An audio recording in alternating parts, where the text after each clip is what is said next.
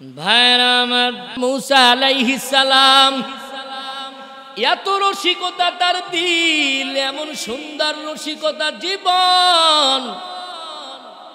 আল্লাহর কাছে ডাক দিয়া বলেন, হে মালিক,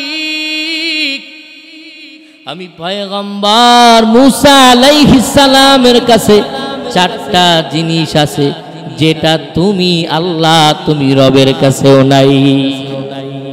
বলে তাই নাকি? এমন কি জিনিস যা তোমার কাছে আছে যেটা আমার কাছে নাই? মূসা আলাইহিস সালাম বললেন, আল্লাহ, চারটা জিনিস যেটা আমার কাছে আছে তোমার কাছে নাই। আল্লাহ বলেন, বলো এমন কোন চারটা জিনিস যেই জিনিসটা আমি রবের কাছে নাই, তোমার কাছে আছে। পয়গম্বর মূসা আলাইহিস সালাম মুস্কি হাসি দিয়া আল্লাহরে বলেন, ও আল্লাহ, দেখেননি আমার কাছে যা আছে আপনার কাছে তা নাই? দলিল নেন। লা তাখুযুহু সিনাতু ওয়ালা নাওম। আল্লাহু আকবার। আল্লাহকে শুনায়া দিয়া বলেন, আল্লাহ, লা তাখুযুহু সিনাতু ওয়ালা নাওম। আয় আল্লাহ বলেন, আমি পয়গম্বর মূসার কাছে ঘুম আছে, তন্দ্রা আছে, আমি মূসা ঘুমায়া যাই। কিন্তু আল্লাহ রে, আমরা জানি, আমি জানি আপনি তো ঘুম তো দূরের কথা, সিনাতু ওয়ালা নাওম, তন্দ্রাও আপনারে স্পর্শ করতে পারে না। তাইলে পারে আমি মূসার কাছে ঘুম আছে, আপনার কাছে ঘুম নাই। আল্লাহু আকবার। আমি মূসার কাছে ঘুম আছে, আপনার কাছে ঘুম নাই। দুই নাম্বারে মূসা নবী আল্লাহরে প্রশ্ন করে বললেন, হে মালিক, আমি মূসা বিবাহ করেছি, আমি বিবাহ করেছি, শাদী করেছি, আমার বাল বাচ্চা আছে, স্ত্রী আছে, সব কিছুই আছে। বলেন, আয় আল্লাহ, আপনি তো বিবাহ করেন নাই, আপনার স্ত্রীও নাই, সন্তানও নাই। কেমন জানি সন্তান নাই? কারণ আল্লাহ আপনি নিজেই পরিচয় দিয়েছেন, কুল হুয়াল্লাহু আহাদ আল্লাহুস সামাদ লাম ইয়ালিদ ওয়া লাম ইউলাদ ওয়া লাম ইয়াকুল লাহু কুফুয়ান আহাদ। আল্লাহ আপনি এক অদ্বিতীয়। আয় আল্লাহ, আপনি হলেন চিরঞ্জীব। আয় আল্লাহ, লা আল্লাহু লা ইলাহা ইল্লা হুয়াল হাইয়ুল কাইয়ুম। আপনি হলেন চিরঞ্জীব, আগেও যা ছিলেন এখনো তা আছেন। তাইলে বলেন, আমি মূসার বিয়ে করেছি, সন্তান আছে, স্ত্রী আছে, আপনার তো স্ত্রীও নাই, সন্তানও নাই, কেউ নাই, আপনার কোনো আল্লাহ তাআলা শরীক নাই। তাহলে আমি মূসার স্ত্রী আছে, আপনার স্ত্রী নাই, আমার সন্তান আছে, আপনার সন্তান নাই। তিন নম্বরে জবাব। তিন নম্বরে মূসা আলাইহিস সালাম বলেন, হে মালিক, আমি মূসার পেটে ক্ষুধা, আমারে ক্ষুধা লাগে, আমারে ক্ষুধা লাগে, আমার খাবারের দরকার। আয় আল্লাহ, আপনার তো খাবার খাওয়া লাগে না, আপনি এমন একটা জীব যে আপনার খাবার খাওয়া লাগে না। আপনি হলেন চিরঞ্জীব, আপনার খানাও লাগে না, ঘুমানোও লাগে না। তাইলে বলেন, আমি মূসা যে খানা খাওয়া লাগে, আপনার খানা খাওয়া লাগে না, এজন্য আমার ক্ষুধা আছে, আপনার ক্ষুধা নাই। চার নম্বরে খুব আকর্ষণ করে বলেন, ও দয়ার মালিক, আয় আল্লাহ,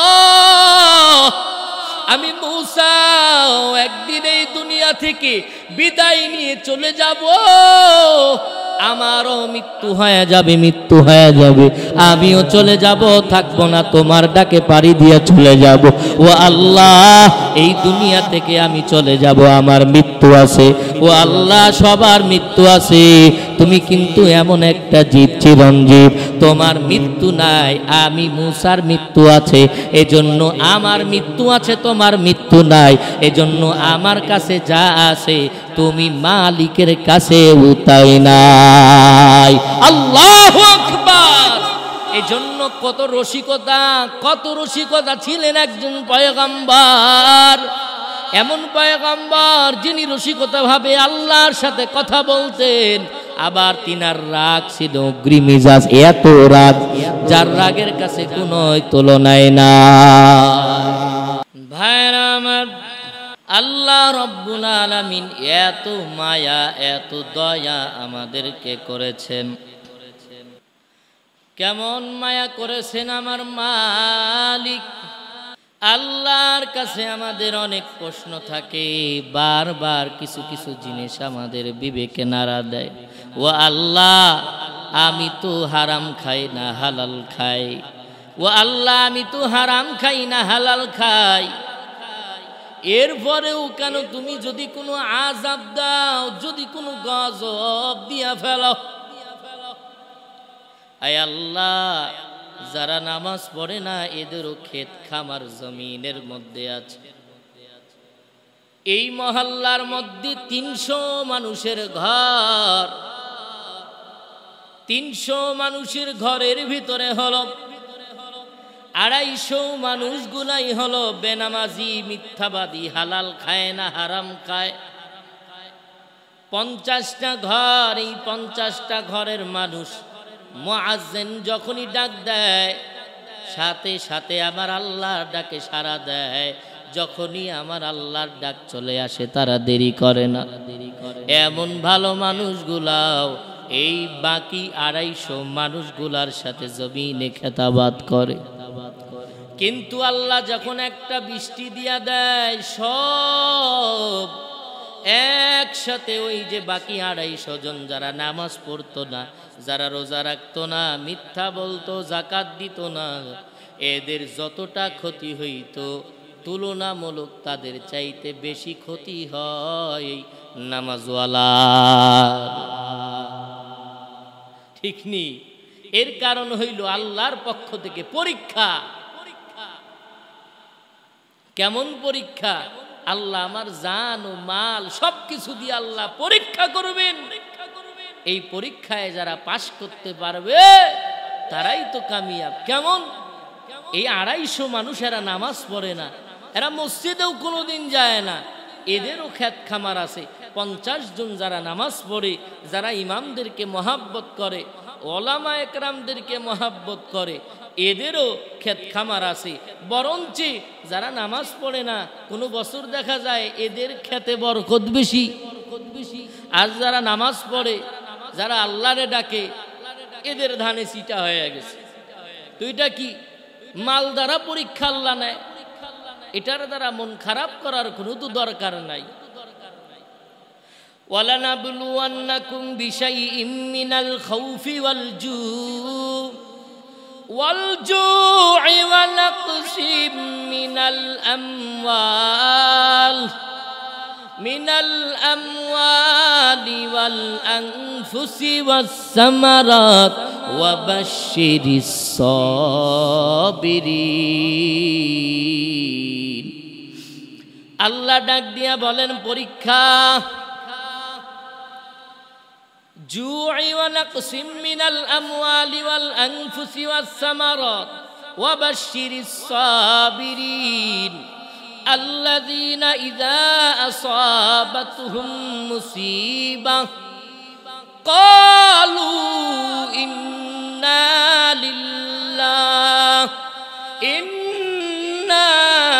লিল্লাহি ওয়া ইন্না ইলাইহি রাজিউন। আল্লাহ ডাক দিয়া বলেন মুসিবতের সময় আমি তোমাদের পরীক্ষা। আল্লাহ বলেন জু'i, আল্লাহ ক্ষুধা দিয়া পরীক্ষা করবেন, পেটের ক্ষুধা দিয়া আল্লাহ পরীক্ষা করবেন। এজন্য আল্লাহ বলেন আমি তোমাদেরকে ধাপে ধাপে পরীক্ষা করব, জান ও মাল দিয়া পরীক্ষা করব। আল্লাহ এমনভাবে পরীক্ষা করেন যেই পরীক্ষার মাপকাঠি আমরা অনেক সময় ধরতে না পেরে আমরা ঈমান হারা হয়ে যাই। আল্লাহর কাছে প্রশ্ন, হে মালিক, যেই 250 জন লোকরা এরা নামাজ পড়ে না, এদেরও যেমন তুমি বরকত দাও, আয় আল্লাহ আমরা যারা নামাজ আদায় করি তুমি আমাদেরকেও তেমনই দাও। একটু বেশি দিতে পারো না? আল্লাহ বলেন আমার ইনসাফ বিচার হবে, ইনসাফ। যে বান্দারা আমারে সেজদা দেয়, আমারে ডাকে, বরঞ্চ তুলনামূলক আমি আল্লাহ তাদেরকে পরীক্ষা করি। আর যারা আমি আল্লাহকে ডাকে না, আমি আল্লাহ তাদের দিকে তাকায় থাকি, বান্দা আমার দিকে ফিরে আগায়। একবার যদি আমি আল্লাহকে ডাক দাও, আমি আল্লাহ 10 বার তোমাকে বলি, বান্দা ফাযকুরুনি আযকুরুকুম ওয়াশকুরুলি ওয়ালা তাকফুরুন। আল্লাহ বলেন, ও বান্দা, আমি আল্লাহকে যদি একবার ডাকো, আল্লাহ আমি আল্লাহ তোমারে 10 বার বলি, বান্দা।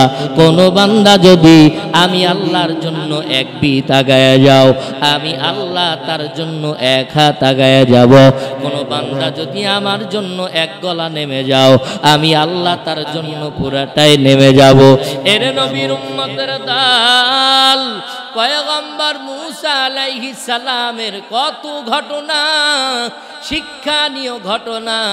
পয়গম্বর মূসা আলাইহিস সালাম আল্লাহরে বলেন, ও আল্লাহ, তোমার কাছে আমার একটা প্রশ্ন, হে মালিক। এই যে 300 জন এলাকায় বসবাস করে, তুমি যখন একটা ঝড় দাও, একটা মুসিবত দাও, যেই 50 জন নামাজ পড়ে, তুমি আল্লাহ এদের কি খেত খামার বাঁচায়া দিতে পারো না? আর যারা নামাজ পড়ে না, তোমারে ডাকে না, আল্লাহ তুমি এদেরকে ধ্বংস করে কি দিতে পারো না? আল্লাহ বলেন, ও পয়গম্বর, উত্তর যদি নিতে চাও, সময় মতো উত্তর পাওয়া যাবে। পয়গম্বর মূসা আলাইহিস সালাম সাথীদেরকে নিয়ে চলতেছেন, ক্লান্ত অবস্থায় হঠাৎ অনেক লম্বা আলোচনা, সংক্ষিপ্তে বলে যাই হে মুমিন, অনেক লম্বা আলোচনা। ক্লান্ত অবস্থায় গাছের নিচে বিশ্রামের জন্য বসলেন। বিশ্রামের জন্য বসার পরে তন্দ্রা চলে আসলো, ঘুম চলে আসলো। ঘুমানোর পর একবারে যখন সবাই ঘুমন্ত হয়ে গেল, ওই গাছের উপরে পিপিলিকা, বিষ পিঁপড়ার বাসা, বিষাক্ত এসকা পিঁপড়া এসে পয়গম্বরের শরীরের মধ্যে কামড় দেয়, ব্যথায় যন্ত্রণা করে। ঘুম ভেঙে গেল। ঘুম ভাঙার পরে বলেন, সবাই রে ডাক দাও। ডাক দিয়ে উঠাবার পর বলে, এমন একটা বিষাক্ত পিঁপড়া আমারে কামড়াইলো, ওই থেকে আসলো, তালাশ করে দেখো। হঠাৎ করে উপর দিকে তাকাইয়া দেখে, মাথার উপরে গাছের উপরে ডালে একটা পিঁপড়ার বাসা। বলে, জলদি করে আগুনের ব্যবস্থা করো, আগুনের ব্যবস্থা করো, আগুন জ্বালায় দাও।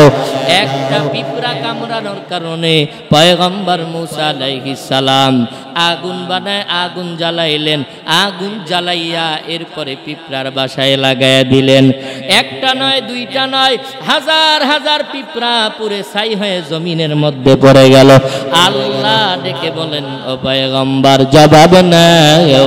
আমি আল্লাহরে প্রশ্ন করেছিলাম, আমি আল্লাহ আযাব গজব দেওয়ার সময় ওই 50 জন রে হেফাজত করতে পারলেও পারি, কিন্তু করি না কেন? 250 জন যারা নামাজ পড়ে না, এদের সাথে তাদেরকেও আযাব দিই কেন? এর 1 নাম্বার জবাব না গো। বলো, তোমার এই পিঁপড়া কামড়াইছিল কয়টা? কয় আল্লাহ একটা। তাইলে তুমি মাল্লা কতগুলা? কয় আল্লাহ হাজার হাজারটা।